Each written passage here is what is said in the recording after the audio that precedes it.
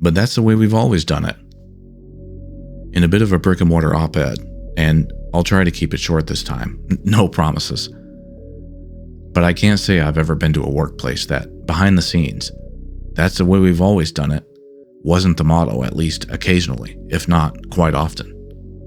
It's in our nature to take the path of least resistance, which is why it can immediately feel like anything that even remotely questions the way we've always done it can honestly at times feel threatening, because it involves change.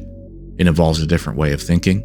Sometimes it involves a new perspective on workplace culture that's existed in its state of stubbornness for decades, in extreme cases, centuries.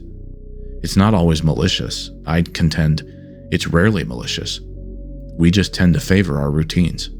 Many of us humans enjoy doing the bare minimum that'll get us home the soonest.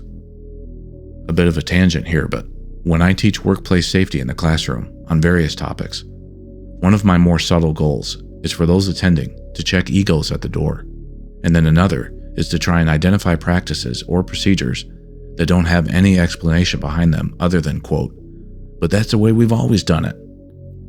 The classes aren't held in a manner that these things are in people's faces. It's more team-building exercises with strangers or co-workers they never expected to interact with.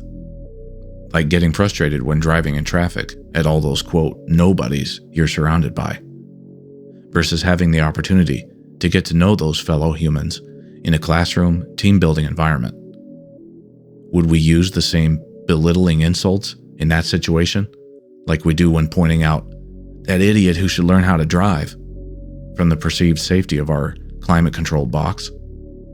When we challenge ourselves to think critically, we challenge our very nature of routine, of defense mechanisms, and overall groupthink. Yeah, you may sometimes be the odd person out when spotting something that looks unsafe, and that's okay. Oftentimes, safety is that philosophical battle between who's going to get home the soonest and look the coolest doing it, versus never getting to return home ever again.